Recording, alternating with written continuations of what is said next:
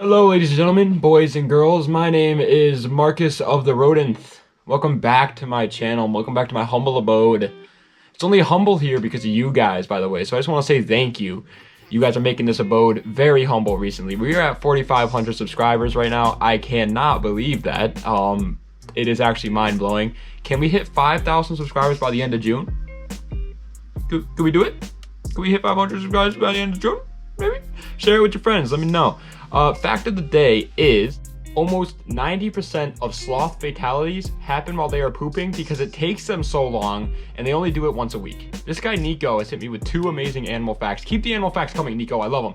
But anyway, guys, let's get right into the list. Today is top 10 sports car, no, not sports cars, just cars that are fun for under $1,000 that I think you should pick.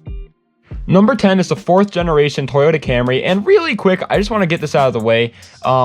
Every single one of these cars, including this Camry, are going to be beaten up piles of junk with over 200,000 miles on them, and they're not going to be worth your money. They are strictly pretty much cars to learn how to drive on, maybe learn how to work on them, just a project car that you're just going to want to take apart and do whatever you want to do to it. I am not saying that any of these cars are a great choice for under $1,000. Anyway, the Camry came with a 2.2 liter inline-4 that made 133 horsepower, and it was front-wheel drive. But that doesn't really matter, since if you're buying one of these, hopefully you're not going for speed. These cars are really just meant for daily driving, but boy, do they do it well. They were freaking built for it, and they are just great at it. These are arguably the most reliable, bulletproof cars ever built. A 90s Camry, are you kidding me? These things can go into freaking Nam and just drive around like it's just another Sunday. They're amazing. If you take good care of it too, you can easily go for like 300,000 miles, and low-key, just between you and me, I'd love to own one of these one day and just turn it into something freaking absolutely wild, like a Hellcat engine in a freaking 4th gen Camry. How cool would that be? Number 9 is the Volkswagen new Beetle, which came with a 2.5 liter inline-5 that made 150 horsepower, and they were front-wheel drive, and there were more powerful versions of the new Beetle that actually made like upwards of like 200 horsepower, which is kind of cool, but you're not going to find those ones for under $1,000, unfortunately. For under 1K, it's going to be hard to find anything that isn't like front-wheel drive commuter cars. That's why most of this list are going to be those. The Beetle, though, it was something special, man. Even though it was a simple commuter car, people love to make these things into beasts since they're just so odd looking. It's kind of like that, like a Hellcat swapped Prius, or all the crazy swaps that people do in a Miata. It's cool to do because nobody does it, and they're cars that people laugh at. And so when you get it to like something that's so crazy, it's really cool. These may not be the prettiest, most popular girl in the starter car high school, but it's nothing a little makeup can't fix, if you know what I mean. A little coilovers, a little turbo, you know what I'm talking about. Number 8 is the Subaru Impreza 2.5 RS. That stands for Raspberry Squeeze, and it came with a 2.5 liter inline-4, obviously, since it's a 2.5 RS, making 165 horsepower, and it was all-wheel drive, of course, since it's freaking Subaru, and it looked pretty damn good. It was like an entry-level rally car, but you can easily get it to like top competitor speeds since it's a freaking Subaru, and they can just like have any part thrown onto them. Not reliably, obviously, since it is a Subaru, but it'll try its best. These cars are really for the people who really want a WRX but only got $1,000. Also, to the non-car person, they still look like a WRX, so you'll still have that clout that you're looking for in your typical WRX, but you only got to spend 1K on just a base model Impreza, given it's going to be a rusted out pile of junk Impreza that might not even make it to school the first time you drive it, but it's still an Impreza. Number 7 is the 2nd generation Jeep Cherokee, coming with a 4 liter inline-6 that made 190 horsepower, and it was 4-wheel drive. What? Because it's a Jeep, baby, and Jeep is a little odd to me because obviously, typically, I don't put Jeeps or trucks on my lists, but the Cherokee, it's such a good daily driver that I just had to do it. I had to put it on the list. You can't have a good starter car list without adding a Jeep Cherokee. There's a reason why the Jeep army is so freaking massive. They're great for getting groceries, but can also drive up the freaking Himalayas if you want them to. It doesn't matter. Wherever you want to go, you can take a Jeep. Except for like at like a cool car show, they probably don't want to bring it there. They might like egg your car. But it's a very fun choice for the off-road kind of guy, the guy who likes that like Outback feel, like Outback Steakhouse. I've been there once before, so I call myself an Outback guy. Once again, these aren't fast for any means. Like, they're very slow, but that isn't why you buy a Jeep, man. You buy it for the freedom feeling that you get from it. Number 6 is the base model Dodge Neon, and it came with a 2-liter inline-4 that made 135 horsepower, and yes, it was front-wheel drive, and yes, it was very freaking ugly, I know. And they're not the best car in the world, even for under $1,000, but for under $1,000, it's pretty cool, man. It's a pretty good car. These cars stock make very small power. 135 horsepower is not a lot, but you can easily pump some higher numbers out of it without having to worry about it breaking, since it's a freaking Dodge. This motor is actually the same motor that's in the SRT4 Neons, just without the turbo, so it still can take that power. The engines could take a beating too. You could freaking throw anything you want at it, and they don't care. They also really, if you really think about it, based on the other cars on this list, they really don't look that bad. They also weigh around the exact same as a freaking Miata, so you know that power is going to change something. You add an intake, you're gonna feel that intake.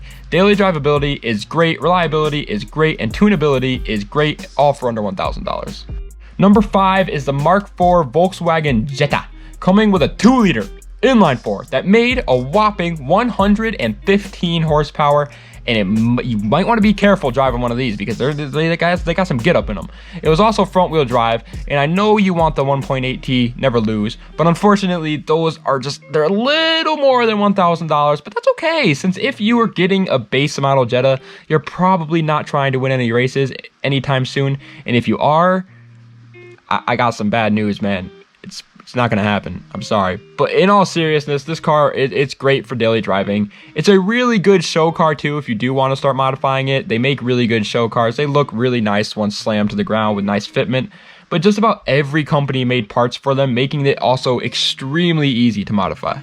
Number 4 is Mr. Paul Walker's first ever car himself, so why can't it be your first car? The first generation Mitsubishi Eclipse, coming with a 2-liter inline-4 that made 140 horsepower, and it was frog wheel drive, of course, and it looked super good in my eyes, and aftermarket support was absolutely endless. But just be careful when modding them, since they can get a little ricey very quickly, if you know what I mean. These cars fall victim to ricers a lot, so just be a little careful. Don't do anything that's gonna look stupid. I know you want the all-wheel drive turbo version of this car as well, but those are way more money and not that much better anyway. I said it, I'm not gonna go back on it. They're not that much better, man. Sure, the all-wheel drive part of it really takes it to the moon like Dogecoin, but because of the all-wheel drive, they also add a lot more weight, so the extra horsepower just kind of balances out. But besides that, the Mitsubishi Eclipse first generation is a great, sexy looking car. Third place is the Honda Del Sol. What kind of car is that? I'll tell you. It's a 1.6-liter inline-4 that made 160 horsepower, and it was front-wheel drive because Honda. And if that sounds like a great combo, that's because it freaking is, baby. This car was such an underrated beast. I don't get it, and you can have it for under $1,000 now because of how underrated it is. It is lighter than a Civic. It has the exact same motor as a Civic. It has 2 doors and 2 seats and a convertible top, which a Civic doesn't have. It's freaking awesome. All right, and all parts are pretty much interchangeable, except for if we're talking about like suspension parts. Those might not be, I'm not too sure, but every engine part is interchangeable since it shares the exact same engine. And as we know with the Civic, homeless people are giving away Civic parts. They're everywhere. Just go down the road and you can get a Civic Turbo. So you can do the same thing for a Del Sol. It's super cheap to make it fast. It's really reliable. It looks cool, and it's a Honda, but not a Civic. Second place is the 6th generation Honda Civic, though. We're talking about the Civic anyway. You knew it had to come. The EK models came with a 1.6-liter inline-4 that made 106 horsepower, which is actually a lot less than the Del Sol. Don't ask me why. It's Honda. They do weird things. And if that sounds familiar, that's because it is. It's literally the exact same engine that we just talked about that was in the Del Sol, but this time it's in a Civic. So you have more doors and even more parts laying around. That's the one thing that I didn't really like too much on the Del Sol, is that since it is smaller and it has a shorter wheelbase, it does share different parts that aren't everywhere. Civic parts, as we know, are literally everywhere. Once again, the same thing I said for the Del Sol applies to this car, since they're quite literally the same. They're cheap, reliable, they're fun. That's good for just about anyone. Even if you have no idea anything about cars, it's still a great choice since it has no fancy tech on it. It's just a base model Civic. It's one of the most simple cars to work on. You'll get all the basic understandings of a car from it, and you'll be called a ricer too, and you'll get to know what that means, and you'll probably put Lambo doors on it and people will laugh at you, and it's going to be a great time. But first place, it had to be done. It's the Chevy Camaro 3rd generation that came with a 2.8 liter V6 that made 135 horsepower, and it was rear wheel drive, the only rear wheel drive car on this list. And I know that 135 horsepower in a Camaro is ridiculously low. I get that, but that's because this car came out during the gas crisis, man, and so they had to compensate. They made all these small horsepower vehicles to make up for all that lost gas. I could have just passed them some of my gas, but unfortunately I wasn't born at the time. Yes, it isn't the best car ever built for under $1,000, but you're not going to get a race car. And this is the closest you will get to a race car for under $1,000. You won't be able to have the V8. I get it. And you won't be able to have a lot of fun in this car stock. I get it. And you also are going to look like a drug dealer going to school, and people are going to search your car without permission. I get it. But it's a pretty cool car nonetheless. It's still a freaking Camaro, man. And if you have no mechanical knowledge, that's another thing that this car is really good on. It's pretty forgiving. It's got a really big engine bay. And so that's pretty simple. Be careful when picking one of these up though, since most of them are gonna look like they just tried fighting like Conor McGregor, because people beat up the old Camaros. Like I said, typically drug dealers own them, and so they don't really take good care of them. So just be careful when picking it up. All right, but that is the end of this list. With all that talk of drug dealers, I'm sure YouTube is gonna think that I'm talking about dealing drugs. And so, with that being said, make sure you send this video to your friends, because it's probably not going to do that great on the algorithm. Anyway, guys, I hope you guys enjoyed. I love making these lists, but this is unfortunately the last one in the series. Oh my god, it's so sad. It is so sad. This is the last one. It was under $1,000, and we're done with the series of certain cars under certain price ranges.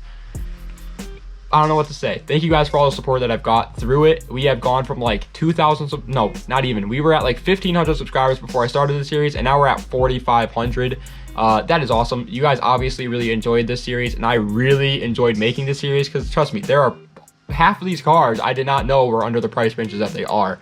Thank you guys for watching. Leave a fact down below, my mans. Leave a fact down below. You'll see me again on Saturday, but oh wait, no, this is me now going to be on Saturday. So you'll see me again on Monday. But thank you guys so much for watching. I hope you enjoyed. Das Vidania. Have a nice day.